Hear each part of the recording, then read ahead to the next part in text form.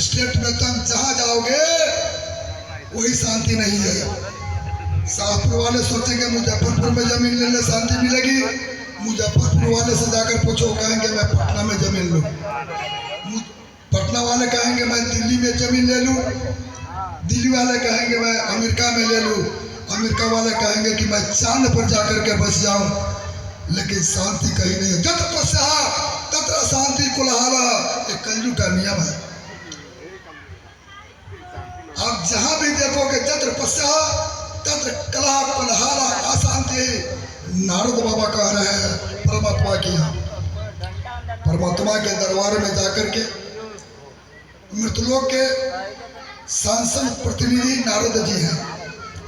जब भी परमात्मा के दरबार में जाते हैं मृतलोक के खबर लेकर के परमात्मा पूछा करते हैं कि नारद भगवान बताओ मृतलोक में लोग कैसे हैं, सुखी है ना?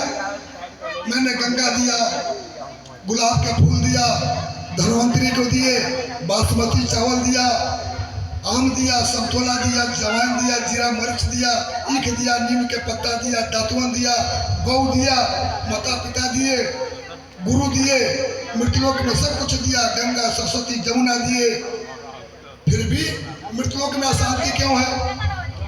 जब भी आते हो तो कहते हो, जब भगवान पूछेंगे नारद वक्तव्य नारद मृतलोक कैसा, किम सदृशम मृतलोक का क्या समाचार है बतलाइए।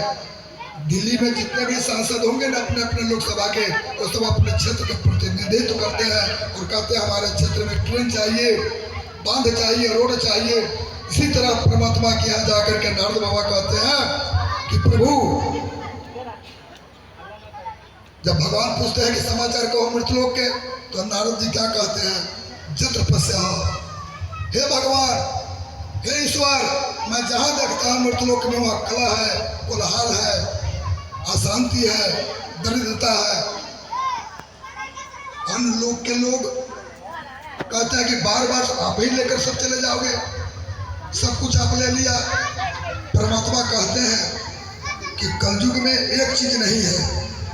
मृतलोक के पास क्या है? दुखी का कारण क्या है? आप सब क्यों दुखी रहते हो? दुखी का कारण क्या है? बिनु संतोष न काम न साही, और काम बिना सुख सपनों नहीं। यहाँ पर आदमी के पास संतोष नहीं है, संतुष्टि नहीं है। सपना में भी आपको शांति नहीं मिलेंगे। शांति कैसे मिलेंगे?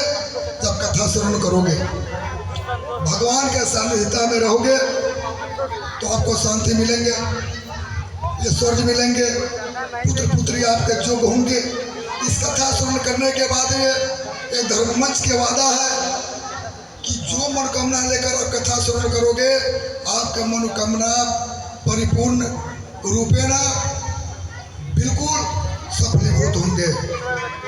लेकिन कथा आप सुने कैसे? कलिकाल में कथा तो अच्छी लगेगी नहीं। परमात्मा के कथा सुनने के लिए अंतःकरण को पवित्र करना होगा।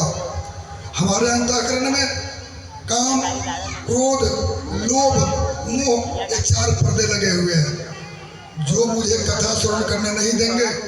कथा में मन नहीं लगेंगे, परमात्मा की कथा में मन नहीं लगेंगे। फिर भी जो पुण्यशाली होंगे कथा श्रवण करेंगे। कथा श्रवण करने के लिए हमें क्या करना है? ध्यान से देखिए, बोलिए यज्ञ भगवान की। कथा श्रवण करने के लिए आपको करना क्या होगा? ध्यान से सुनिए। इस बच्चे को हटा दीजिए, इस बच्चे लोग को हटाइए, पीछे पीछे पीछे पीछे कीजिए। बोलिए यज्ञ भगवान की। कथा कब आपको समझ में आएगी? ये पंच भौतिक शरीर है, हार मांस लुथरा। ये शरीर से न कान माहे सोना निकलेंगे, न पैसा निकलेंगे, न दौलत निकलेंगे, न नासिका से नाक से सोना निकलेंगे। किसी भी अंग से सोना चांदी नहीं निकलेगा। क्या निकलेंगे?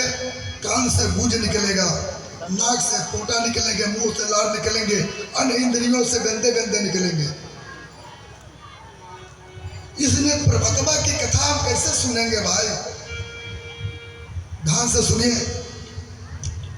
पहले के जमाना में गांव और भैंसी दूहने के लिए मिट्टी के झबई हुआ करता था, मिट्टी का पात्र। जो पुराने लोग होंगे वो जानते होंगे, स्टील के बाल्टी में और प्लास्टिक के बाल्टी में हमारे बाबा दादा ला करता था, दूध नहीं दूहते थे। एक मिट्टी का झबई हुआ करता था, झबई मिट्टी का, और उसी में लोग दूध दूहते थे। और दूधवा को ले जाकर घर पर माता जी लोग रख देती थी, कराह में उपयोग कर लेती थी। और उसके बाद उस झबैया को, मिट्टी के बर्तनवा को पानी से धो करके, सफाई का करके अग्नि पर तपा देती थी। कहती थी कि झबैया के सुना दो। जब झबई को अग्नि पर आप तपा दोगे तो झबई शुद्ध हो जाएगा, तब उसमें पूरा कल का दूध उसमें दुहा सकता। और झबई को अगर अग्नि पर आप नहीं दिखाइएगा, केवल पानी में जल से धो दोगे और दूध दुहोगे तो दूध में विकृति आ जाएगी, यानी दूध गड़बड़ हो जाएगी, खाने जोग नहीं रहेंगे। और अग्नि पर जब आप तपा दोगे तो उसमें दूध रखिए। उसी तरह झबई है, ये शरीर झबई है, अंदर में गंदा ही गंदा है, फिर भी कलिकाल अंदर गंदा, बाहर कोलाहल, अशांति। इसलिए हम लोग इस झबई को तपा लें, अग्नि पर तपा लेंगे। और जब तपा लेंगे ना तो हम कथा सुनेंगे, कथा समझ में आएगी। झबई को तपाना है, यह भी एक झबई है।